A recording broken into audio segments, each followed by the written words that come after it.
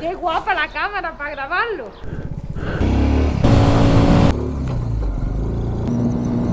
It's not for sex. I have a wife.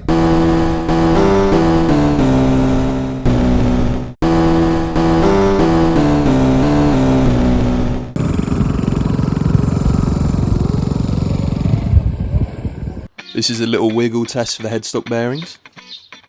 First I removed the fork bracket just to get it out of the way. Then I removed the bolts from the fork top bridge. These are the headlight assembly screws. This is opening up the can of worms. Cracking the flange bolt took a lot of force. Then I removed the two accompanying bolts. It took Dad and I a while to figure out what order the snakes tangled in. No. Which one went to which? The centre one went in here, and the side one. Some of the colours didn't match, so I resorted to labelling them with a Sharpie. Now it was time to take the throttle and the front brake lever off. This involved a lot of twisting. We did 6 rotations. Then I fed the cables through into the centre. With all of the snake heads appropriately disconnected, the handlebars would just slip straight off. And the award for the most amount of cables anyone can fit in the handlebars of a bike goes to Honda.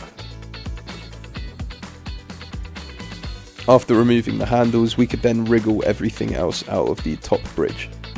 We then used excessive musculoskeletal force to budge the top plate. It is incredibly satisfying removing the thread head top. The same cannot be said for the stem nut. We then slipped out the racer and the ball bearings.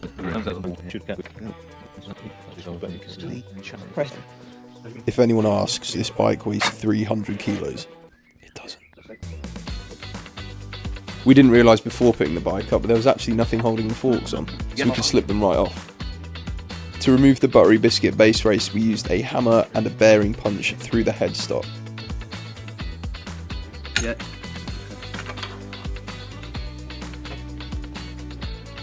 There are less craters on the moon.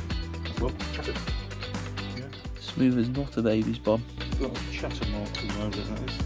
Time for the top racer. After resting the top one in there with my hands, we used a wooden plank and a mallet.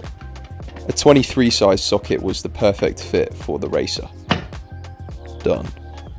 The base race was slightly harder to balance.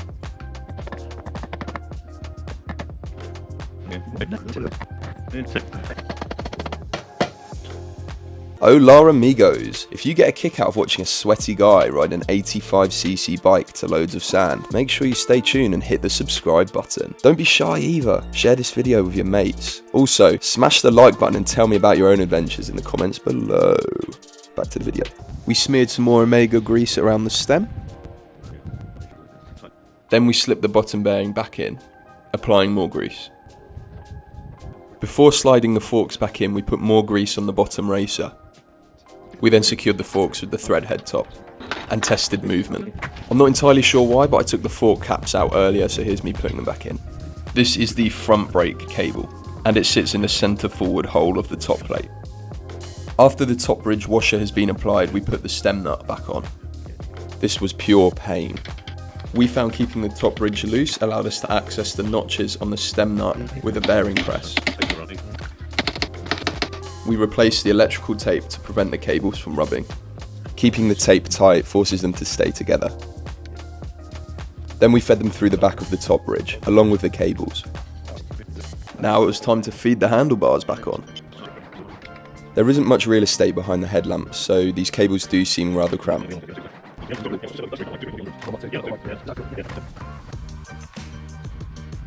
Before putting the front brake lever back on the handlebars, we inserted the cable. Then we fed this cable back through. The throttle grip simply slips back over. It then started to rain. Now it's time for cable management, before gently feeding the headlight back in. Oh dear. Time to test ride.